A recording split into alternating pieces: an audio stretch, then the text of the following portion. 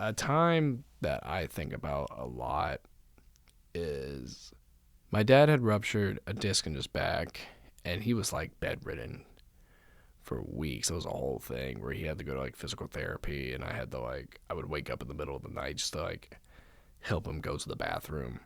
I remember one time I was taking him to go to the bathroom, and I laid him back in bed, and he just looked at me and he said, "It hurts, Jamie. It really hurts." I wonder what my dad's final moments were really like. Like, I go into his office every now and then, and I honestly forget sometimes that my dad had a heart attack in that room. It's weird because, like, it wasn't until I really sat down and thought about it that that room really began to have, like, a lot of weight. You know what I mean? Where it's like, I could just walk in there and I could feel it. I could just feel the weight pushing down on me. And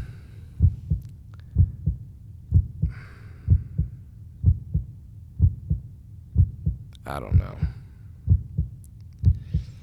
I do not know. Because, I mean, you know, I would go in there.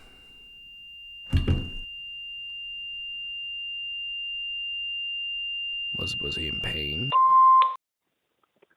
Shelby, I'm sorry I didn't call earlier.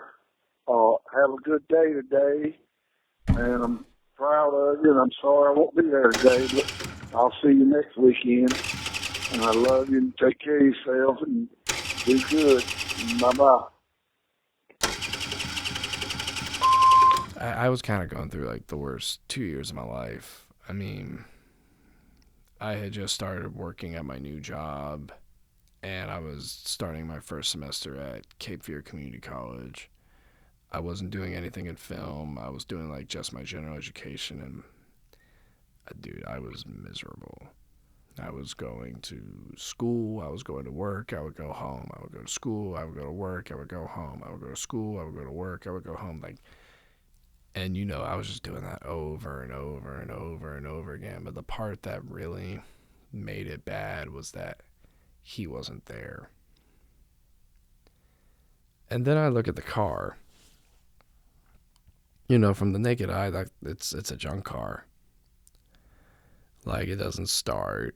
You have to pour gasoline into the engine for it to actually start. And the lights barely turn on. Like, it just sits there.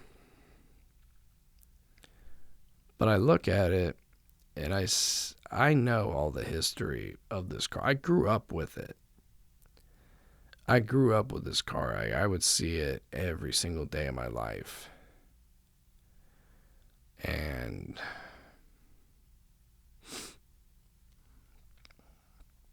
I didn't really have any emotion to it until like I started making this movie.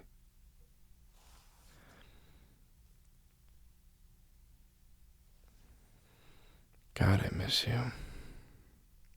Not a day goes by that I do not think about you. I really wonder, like, what... You went away when I was 18 years old. I still had so much more of my life left. I had my college years, my college graduation, my first big job outside of all that. I had, like, I still had chances to, like, have a family, and I really wanted you to meet. I really wanted you to meet my family. I really wanted you to be there. When you look past the outside of the car and you check out the inside, you realize that there's a very deep history to this car. The car is not the only thing my dad left behind. He left me, my sister, my mother, and everybody that loved him. The car is not his only legacy. I am a part of that as well.